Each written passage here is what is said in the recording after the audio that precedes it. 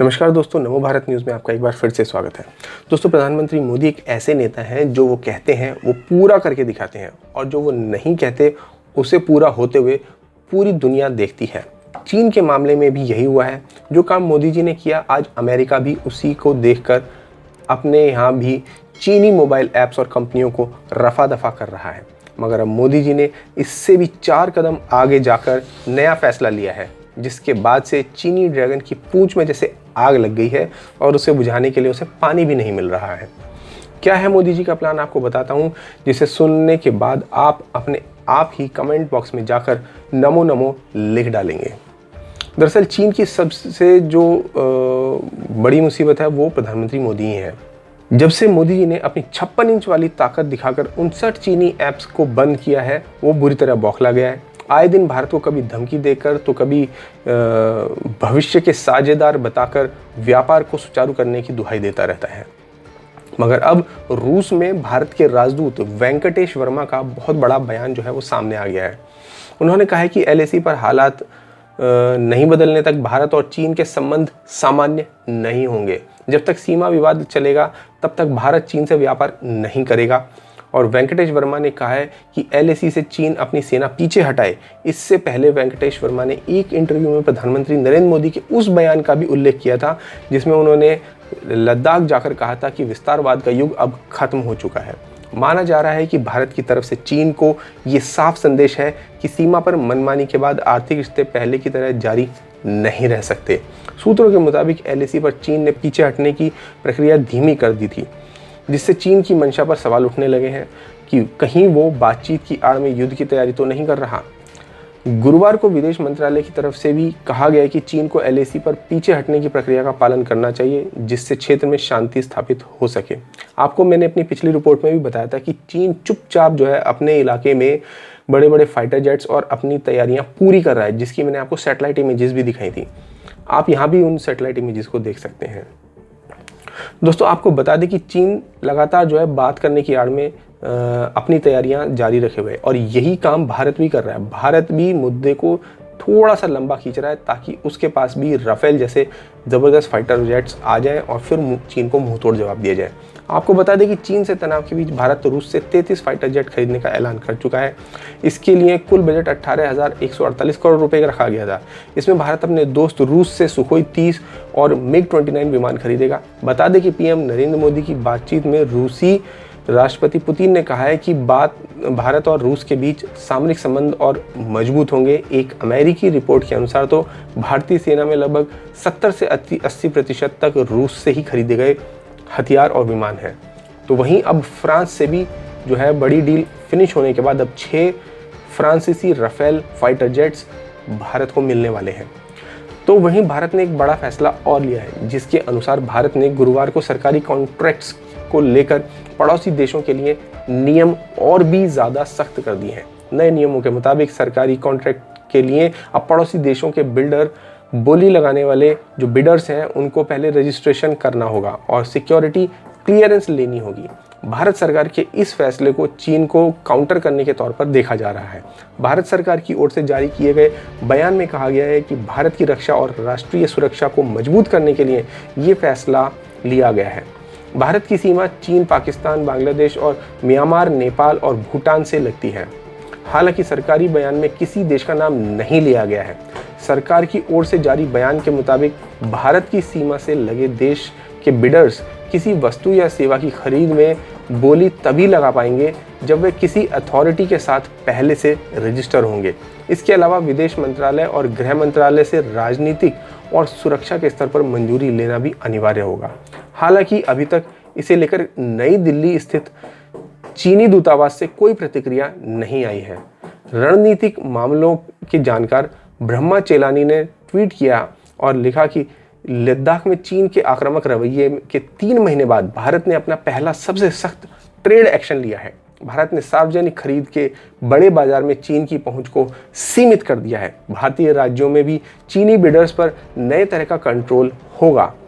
अप्रैल महीने में प्रत्यक्ष विदेशी निवेश को लेकर भी भारत सरकार ने इसी तरह के निर्देश जारी किए थे। कोरोना महामारी में कमजोर पड़ रही भारतीय कंपनियों के अधिग्रहण से चीनी कंपनियों को रोकने के लिए एफडीआई के नियमों को सख्त कर दिया गया था। भारत ने उस वक्त भी चीन का नाम नहीं लिया था, लेकिन भारत में कारोबारी हित जुड़े होने की वजह से चीन की तरफ से तीखी प्रतिक्रिया आई थी। चीन ने इसे नीतिगत भेदभाव करार दिया था। लद्दाख में जून महीने में चीन के साथ हुई हिंसक झड़प के बाद से ही चीनी कंपनियों का विरोध का सामना करना पड़ रहा है। हाल ही में भारत ने सुरक्षा कारणों का हवाला देते हुए टिकटॉक समेत 59 चीनी ऐप्स भी बैन कर दिए थे। अब गुरुवार को देर रात जारी हुए आदेश में सरकार ने कहा है कि ये पाबंदियां सरकारी बैंक, वित्तीय संस्थाओं और सरकारी एंटरप्राइजेज की तरफ से जारी किए गए टेंडर्स पर लागू होंगी। चीनी कंपनियों को कानूनी परामर्श देने वाली भारतीय लॉ फर्म लिंक लीगल के पार्टनर संतोष पाई ने तो कहा है कि ये तो होना ही था, क्योंकि चीन को सख्त संदेश भेजने के लिए भारत सरकार के पास सरकारी टेंडर सबसे बढ़िया हथियार था।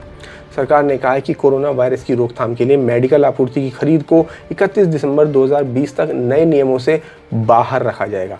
लेकिन इसके अलावा जो भी बिडर्स हैं किसी भी और चीज़ से संबंधित, उन सब के ऊपर ये नियम लागू होंगे। यानी कि चीन के अब वो बुरे दिन शुरू हो गए जिसके वो दुस्वप्न कभी देखा करता था। जैसी हालत भारत ने पाकिस्तान की पूरी दुनिया में अब वो अलग थलग पड़ा है। उसे कोई देश कटोरा खान के भीख के कटोरे में 1 रुपया दान देने को राजी नहीं। यहाँ तक कि वर्ल्ड बैंक तक भी उसको लात मारकर दुत्कार कर भगा देता है। उसके इस्लामिक देश सऊदी अरब तक भी उसको जो है खाने के लिए रोटी देने को तैयार नहीं है। ऐसा ही हाल अब जो है चीन का भी होने वाला है, क्योंकि चीन ने पंगा जिससे लिया है वो नरेंद्र दामोदर दास मोदी है। आपको बता दूं, इसी कड़ी में भारत ने अपनी एक तरफ तो जो है आर्थिक मोर्चों पर जो है रणनीति भारत चल रहा है, तो दूसरी तरफ भारत अपनी जो है सामरिक और उसके अलावा रक्षात्मक तौर पर भी बड़ी रणनीति चल रहा है। एक नई रिपोर्ट और नई स्टडी के अनुसार भारत की परमाणु रणनीति का फोकस अब पाकिस्तान से हटकर चीन पर शिफ्ट हो रहा है।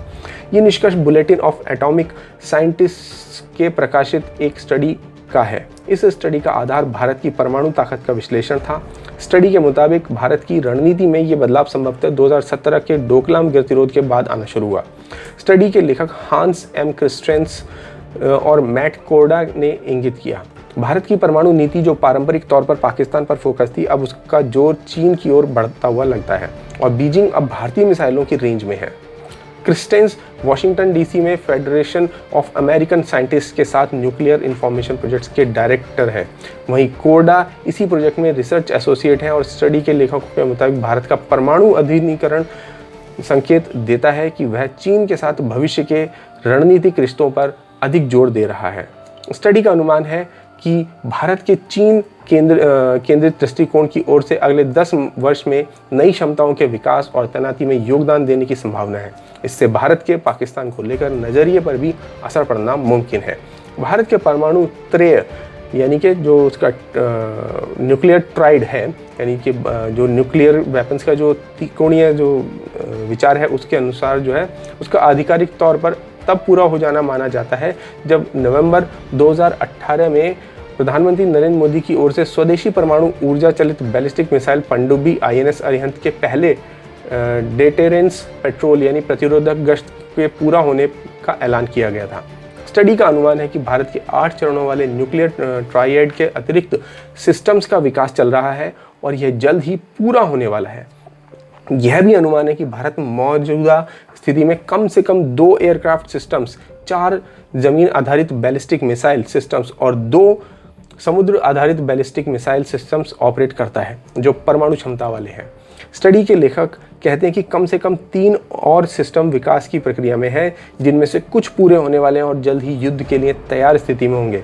बीजिंग अब भारतीय बैलिस्टिक मिसाइलों की सीमा में पूरी तरह से आ चुका है, जिसका मतलब साफ है कि अब बीजिंग को डर लगने लगा है और ये डर बहुत अच्छा है। जमीनी मोर्चों पर भारत ने अग्नि 5 नियर इंटरकॉन्टिनेंटल बैलिस्टिक मिसाइल का प्री इंडक्शन फ्लाइट टेस्ट पूरा पहले ही कर लिया है। ये 5000 किलोमीटर से अधिक दूरी का एक वॉरहेड ले जाने में सक्षम मिसाइल है, जिसका मतलब है कि अब बीजिंग तो भारत की जड़ में आ ही चुका है। बीजिंग के भी जो आउटर सर्कल के एरिया हैं वो भी उसकी जद में आ चुके हैं, जिसका मतलब है कि चीन को अब भारत से बेहद ही ज़्यादा डर लगना शुरू हो चुका है। और यही कारण है कि चीन आए दिन भारत को धमकी देने के लिए कभी उसके इलाकों में घुसपैठ करने की कोशिश करता है, तो कभी भारत को व्यापार या आर्थिक तौर पर धमकियां देना शुरू करता है। तो इसके अलावा यूनाइटेड नेशंस में भी जो स्थायी सदस्यता है उसका विरोध करता है और साथ ही साथ पाकिस्तान का समर्थन करता है। लेकिन अब ये ज़्यादा दिन चलने वाला नहीं है, उसका ये गेम जो है अब फिनिश होना बिल्कुल निश्चित है। तो दोस्तों, आपका इस पर क्या विचार है? प्रधानमंत्री मोदी की ये कूटनीति व्यापार के जरिए चीन को तोड़ना कहाँ तक सफल होगी? हमें लिखकर ज़रूर बताएं। धन्यवाद। जय हिंद। वीडियो को लाइक, सब्सक्राइब और शेयर करना ना भूलें। अपने विचारों को कमेंट बॉक्स में लिखकर हम तक जरूर पहुंचाइए।